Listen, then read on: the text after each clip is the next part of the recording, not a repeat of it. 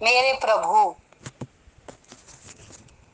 श्री हरि भी और शिव भी, दोनों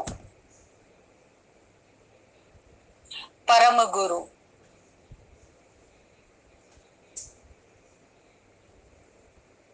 गुरुओं के भी गुरु, जितने भी संसार में गुरु हुए उनके भी गुरु परम गुरु श्री हरि और शिव।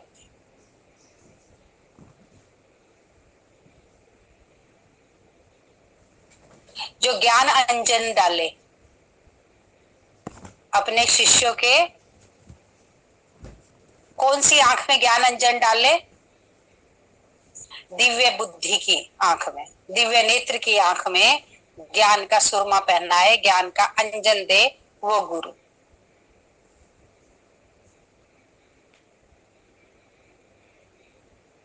सतगुरु की कृपा अथाह है मुझ पर, ये सोचे।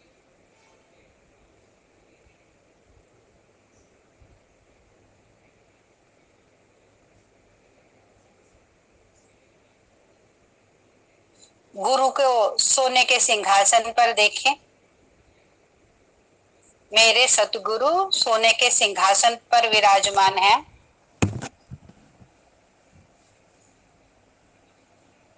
सोने की परात लें,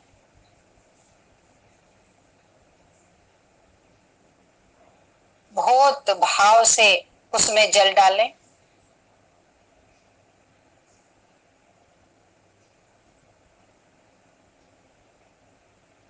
दोनों चरण सतगुरु के जल में रखें।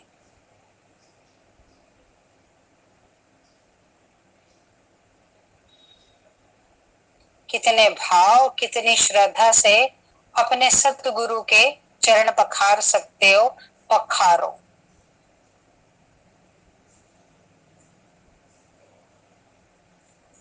मेरे सतगुरु जैसा दूसरा संसार में कोई नहीं। संपूर्ण समर्पण, संपूर्ण भाव, संपूर्ण ध्यान।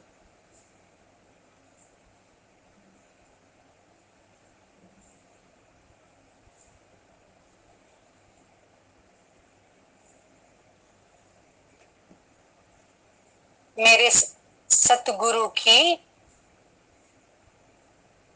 शिक्षाएं, मेरे सतगुरु का प्रेम, मेरे सतगुरु की कृपा चरणों से होती हुई इस जल में, जो जल परात में लिया है, उनकी कृपा, उनका प्रेम, उनकी शिक्षाएं जल में।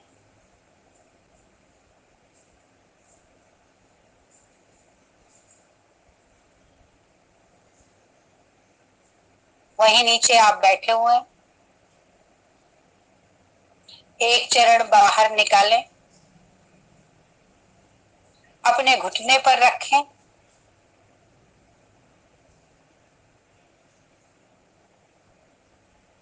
अपने आंचल से अपने सतगुरु के पैर पोंछे।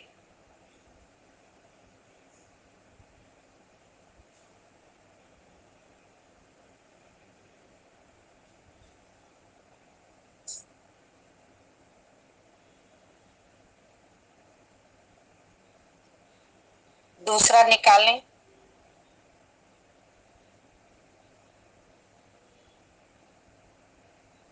दूसरा पैर भी पोंछे।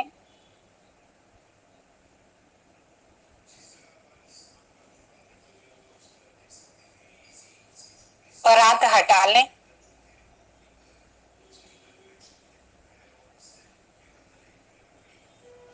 वो सारा चरना मत पी जाए।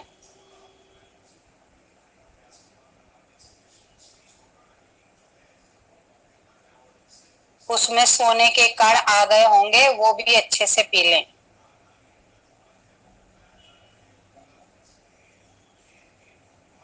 मेरे गुरु का चरणामृत।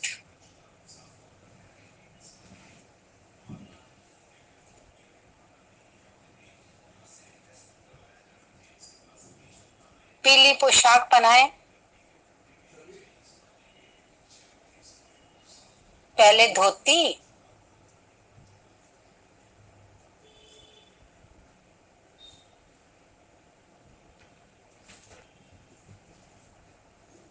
सुंदर सा पीला कुर्ता,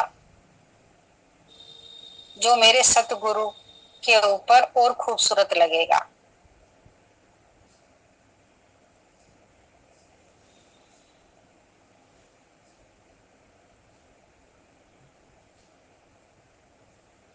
साथ में कोई थाली लिए खड़ा है, सारा सामान लिए हुए, कमर बंद, जो कमर पे पटुका बांधते हैं वो कमर बंद।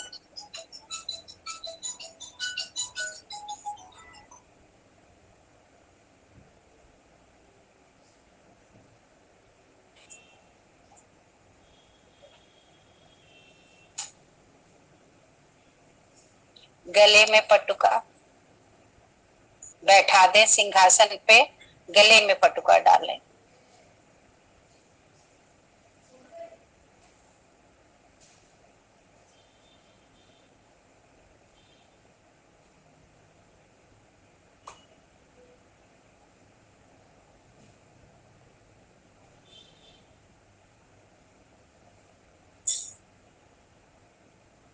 अपने हाथों से पीले फूलों की माला पिरोएं। मैं बगीचे से पीले फूल लाई हूँ और माला पिरो रही हूँ। एक एक माला को बहुत प्रेम से पिरोएं। मैं किसको पहनाने जा रही हूँ ये माला?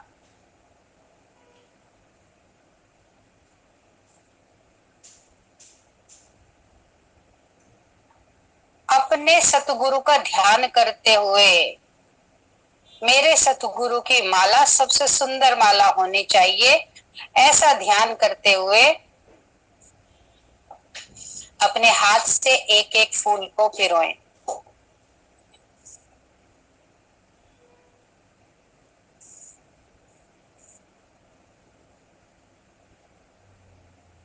आपने कई बार किसी वीडियो, किसी सीरियल में पूरे तन्मयता से पूरा ध्यान वही माला पिरोते हुए देखा होगा।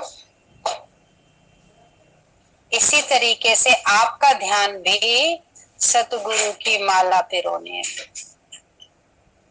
एक एक फूल को उठाओ, एक एक फूल को बहुत प्रेम से पिरो।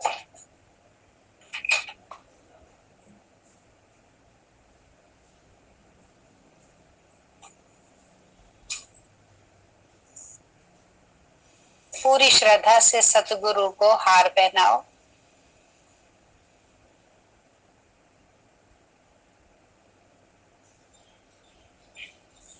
वहीं साथ में जो थाली लिए पकड़े खड़ा है, उनसे बाजू बंद लो। कई बाजू बंद है, उसमें से पोशाक से मिलता हुआ बाजू बंद उठाओ, अपने सतगुरु को बाजू बंद पहनाओ।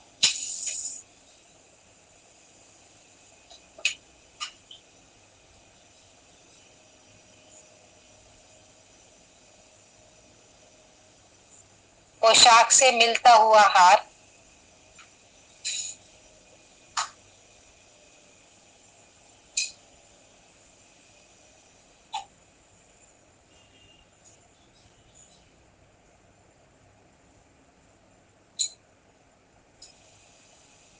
और मणियों से जड़ित मुकुट।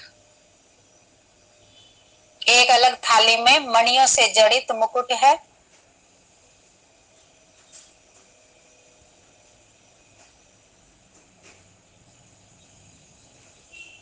बहुत ही भाव के साथ वो मुकुट पहनाओ। मेरे सतगुरु,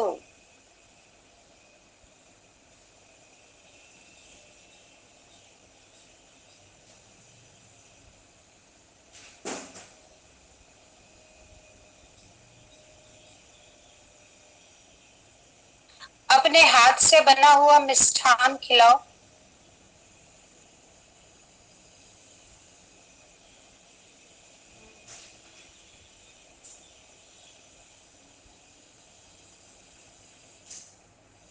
कैसा लगा?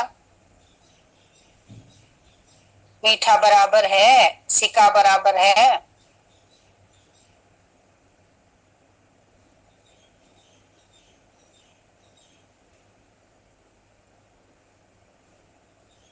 वहीं सतगुरु के चरणों में, दोनों हाथ सतगुरु के घुटनों पर,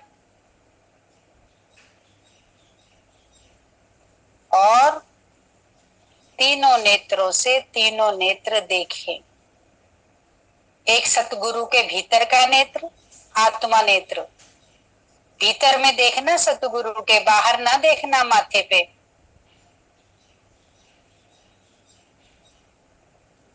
माथे के भीतर ध्यान को एकाग्र करना, और दोनों नैनों में।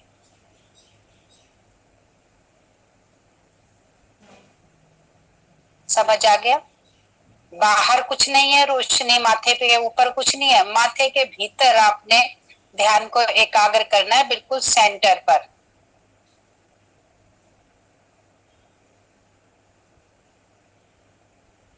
सतगुरु की सारी कृपा वहां से बरसती है।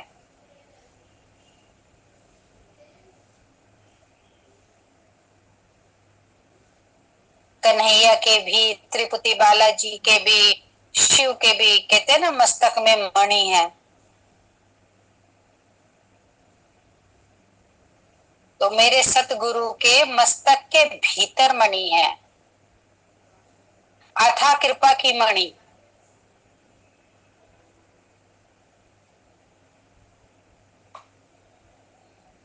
तीनों नेत्रों में और मस्तक मणि में ध्यान एकाग्र कर दें।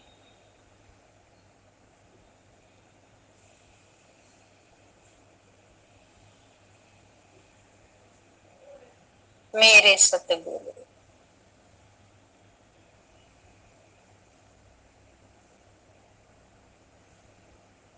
दीनों के दीनानाथ,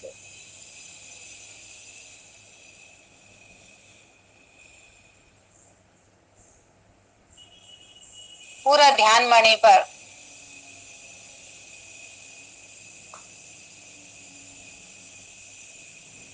लिश्कारे मारती हुई मणि,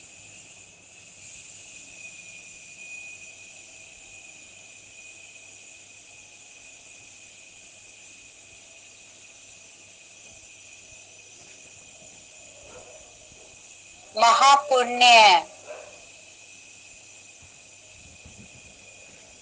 कौन? मेरे सतगुरु।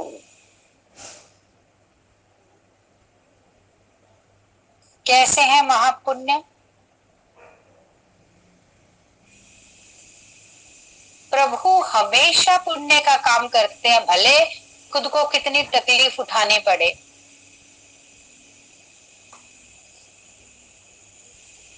भले अपने भक्त के लिए प्रभु को कांटे पर चलना पड़े,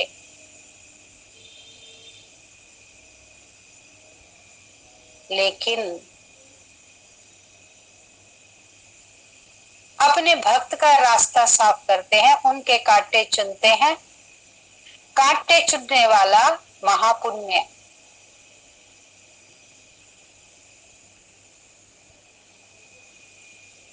ऐसा नहीं है प्रभु फूंक मारे और मेरे रास्ते खुल जाएं।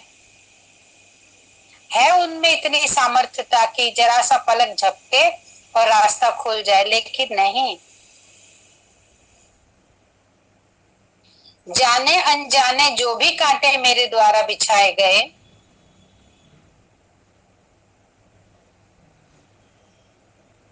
मेरे प्रभु उन कांटों को चुनते हैं, खुद चलते हैं नंगे पांव और मेरे लिए मार्ग बनाते। ये बात सुनने की नहीं है, खाली समझने की है।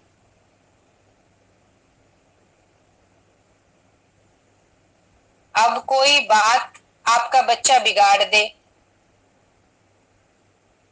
ऐसा तो नहीं पलक झपकते ही आप उस बात को सुधार दो। उस बिगड़ी हुई बात को बनाने में आपको कितना समय लगता है।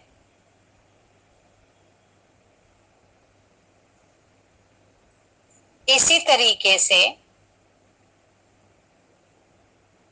मैंने जो भी किसी जन्म में बिगाड़ दिया, कुछ भी जाने अनजाने, मेरे प्रभु उस मार्ग पर पहले स्वयं चलते हैं।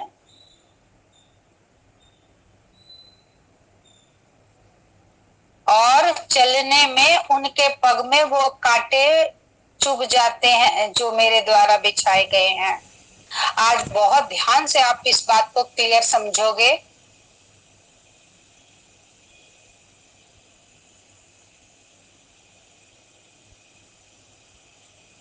हम तो ये सोच लेते भगवान ऊपर बैठा है मस्ती से और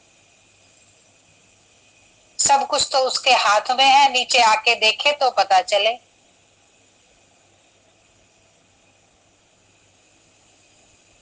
भगवान का जीवन तो बहुत ही दुर्लभ है, इतना आसान ना समझना। इतना ही देख लो ना कि राम बन के कैसा जीवन काटा,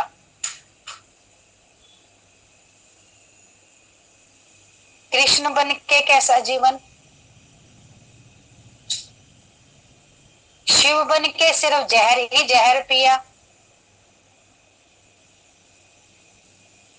जहर पी लेना कोई मासी का खेल नहीं है कि सागर मंथन में जहर निकला और भोलेनाथ ने प्यार से पी लिया। नहीं, उसमें बहुत तकलीफ होती है उस जहर को पीने में। और आपने देखा होगा पार्वती ने गले में हाथ लगा लिया, गले से नीचे उस जहर को नहीं जाने दिया। हमको तो सिर्फ एक सीरियल में 5 7 10 मिनट का, आधे घंटे का दिखा देते हैं कि ऐसे हुआ, लेकिन वो क्रिया घटने में, वो क्रिया झेलने में प्रभु को कितनी तकलीफ होती है उसका अंदाजा भी नहीं लगा सकते।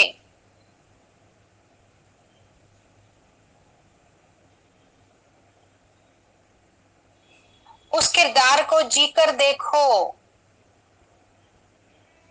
14 वर्ष नंगे पैर चले,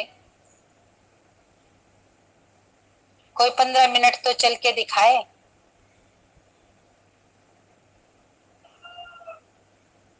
रोटी पानी, घर,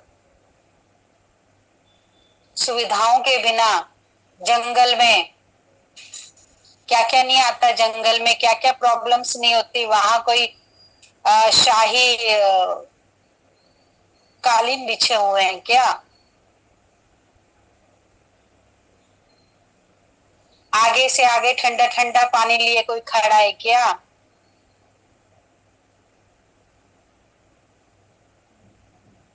तो ये इतनी सी बात से समझो कि भगवान कैसे अपने भक्तों के बंधन काटते हैं, खुद उतरते हैं उस आग में।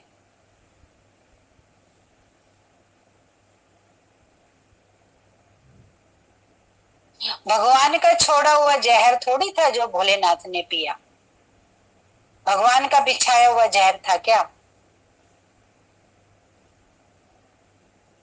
इंसानों के विचारों का जहर।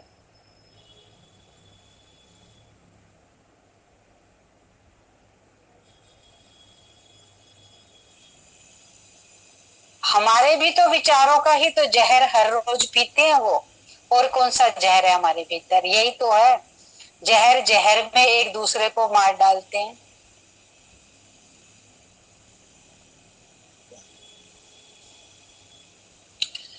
किसी को नीचा दिखाना हो तो कोई खैर कसर नहीं छोड़ते हैं, ये जहर ही तो है।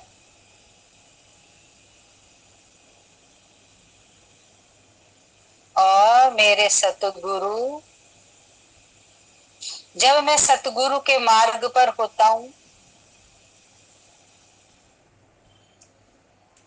रोज उनका मनन चिंतन करता हूँ, उनकी जीवनी से अपने आप को जोड़ता हूँ।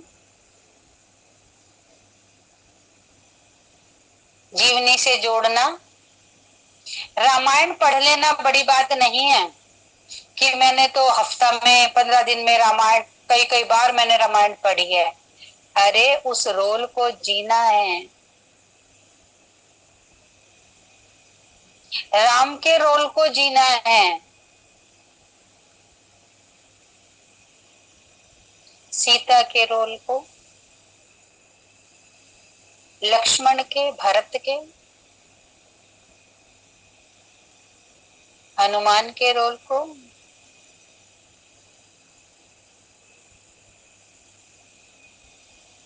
तब आपने रामायण पढ़ी है?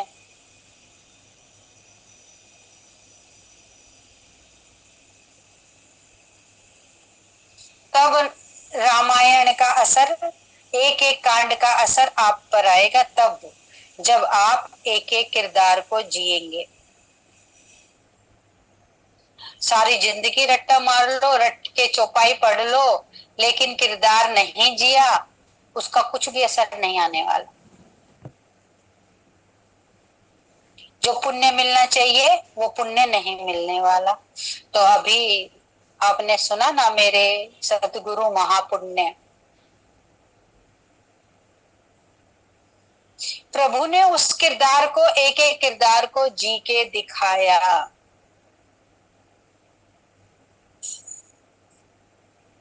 मत्स्य अवतार लिया तो कैसे सारे संसार को, कैसे मत्स्य बन के महाभारी प्रलय से बाहर निकाला।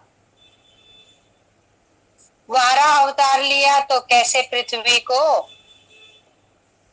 पाताल से ऊपर लेके आए। ये बातें ना तब समझ आएगी जब आपका ध्यान जो है इन बातों के समझने पर होगा। आपका इंटरेस्ट होगा। कोई जासूसी नॉवल पढ़ते हैं, एक के बाद दूसरा, दूसरे के बाद चौथा, छठा, आठवां, 10वां नॉवल पढ़ते चले जाते हैं, और बुद्धि कैसी हो जाती है, पढ़ते पढ़ते जासूसी बुद्धि हो जाती है। हर बात में जासूसी ढूंढने लगते हैं।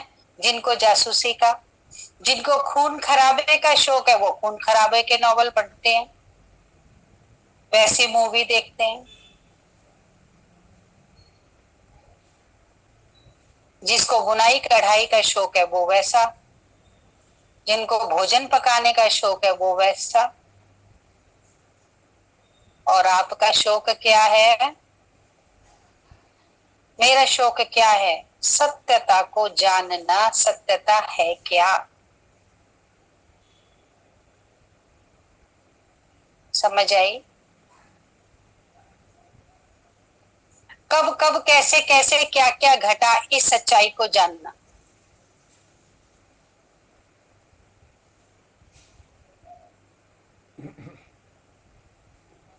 जब आपके भीतर सच्चाई को जानने की तीव्र इच्छा होगी कि सच्चाई है क्या। अब ये जो बातें आप सुन रहे हो, ये कोई पढ़ के लिख के थोड़ी, उसके गहरे में उतर उतर के, उतर उतर के, उतर उतर के तब जाना कि राम जी ने अपना जीवन कैसे जिया। उनके एक एक दिन को जी कर देखा कि आज का दिन ऐसा आया था तो कैसे जिया होगा। रात को राज तिलक हो रहा है, राज तिलक की तैयारी हो रही है, और सुबह सुबह चर्चा हो गई कि वनवास जाना है, तो वो दिन वो रात कैसी रही होगी। उसके लिए अपने आप को तैयार करना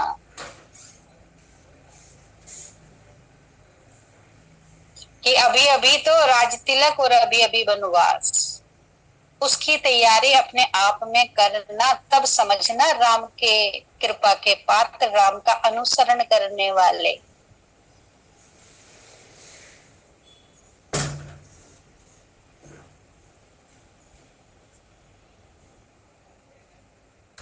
जब कथनी करनी समान होगी, जो कहते हैं वही करें, तब रावण पर जीत पाने की पावर आएगी।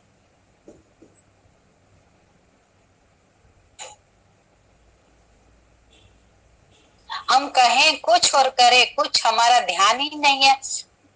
ऊपर ऊपर तैर रहे हैं, पानी पे पत्ता तैरते हुए देखते हो ना, सूखा पत्ता कैसे पानी पे ऐसे बह रहा होता है।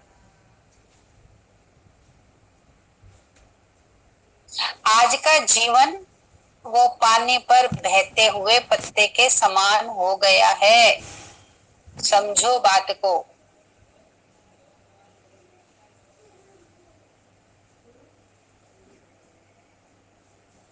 क्या खो गया है?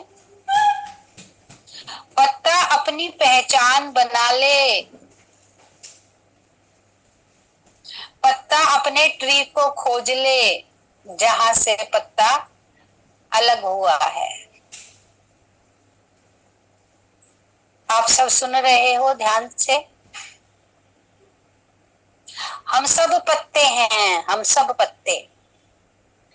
और जो हमारा ट्री है प्रभु, मेरा सतगुरु, जब से मैं उससे अलग हुआ हूं तो मेरी हालत कैसी हो गई है? पानी पे बहते हुए पत्ते के समान। जिधर पानी का बहाव होगा वो बह जाएगा और पता नहीं कहां जाएगा। आज संसार की हालत ऐसी है, किसी को नहीं पता कि उसका जीवन उसको कहां ले जाएगा। उसको कल का भी भरोसा नहीं है, कल का भी नहीं पता कि मेरा जीवन सेफ है, मेरे जीवन में कोई लक्ष्य है। बस चले जा रहे हैं, जहां भाव ले जा रहा है वहां बहे जा रहे हैं। और आपका कार्य है उस डाल को ढूंढना जिस डाल से पत्ता अलग हुआ।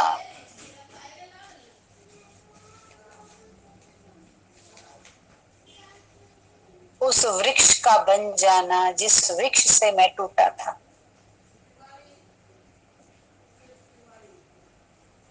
और वापस उस वृक्ष के चिपक जाना।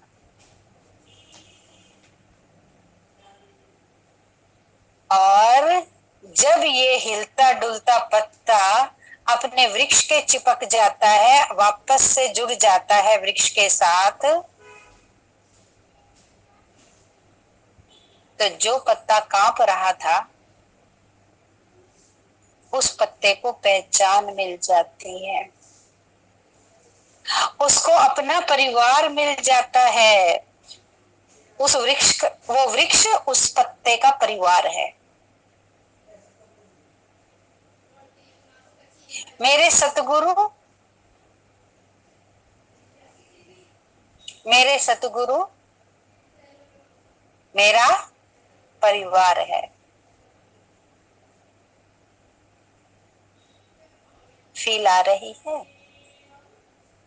लिपट के सतगुरु के ऐसा लग रहा है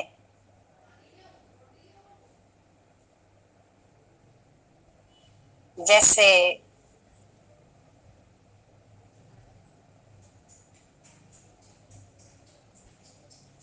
नया गाना कौन सा है?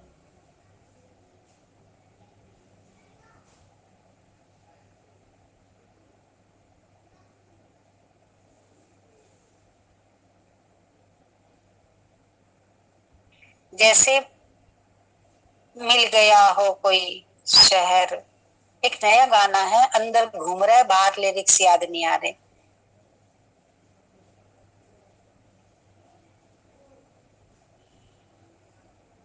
जैसे बंजारे को,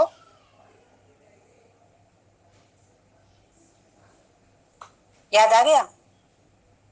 जैसे बंजारे को कोई घर।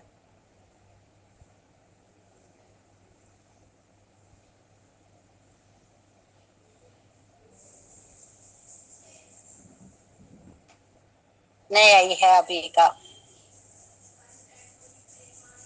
जैसे बंजारे को घर। हाँ, स्टार्टिंग के क्या है बोल इसके? नए मौसम की शहर।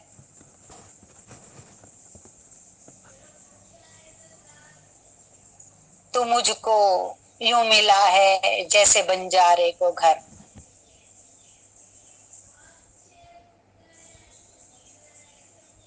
तो आपको अपने सतगुरु के लिपट के ये एहसास हो रहा है, मुझे जहां जाना था मैं चला गया हूं। इस डाली से टूटा हुआ पत्ता था,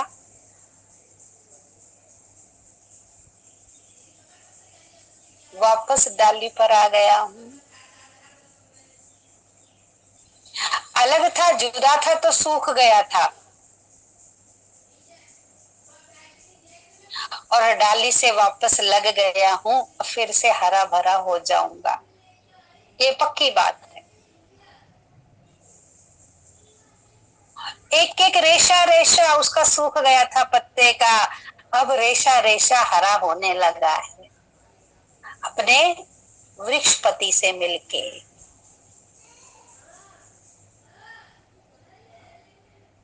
अपने संसार से मिलके, ये मेरा संसार है, ये मेरे जीवन की ज्योत है। ज्योत, अंधेरों में घूम रहा था, भटक रहा था मैं,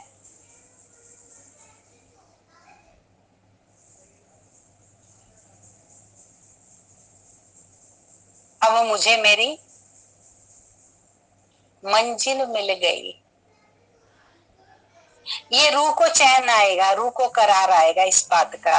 अब मैं वहां पहुंचना था जहां, वहां मैं पहुंच गया हूं। अब मैं फिर से हरा भरा हो जाऊंगा। ये चेतना का सफर है, अनहोनी को होनी कर देने का सफर है। वरना तो जुदा हुआ पत्ता थोड़ी हरा भरा होता है। जो पत्ते झड़ गए वो फिर थोड़ी दोबारा से हरे भरे होते हैं, वो थोड़ी फिर डाल से लगते हैं। लेकिन ये मनुष्य आत्माओं का जो वृक्ष है, मनुष्य आत्माएं रूपी पत्ते हैं, परमात्मा ने ऐसी उनके अंदर चेतना भरी है कि वो फिर वापस जुड़ सकते हैं, जुदा होके भी मिल सकते हैं, सूख के भी फिर खिल सकते हैं।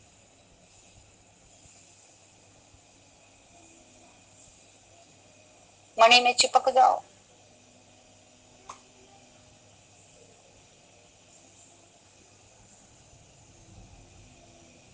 जितना मणि में चिपकते जाओगे एहसास होता जाएगा, तू ही है, तू ही है और तू ही है मेरा हम सफर।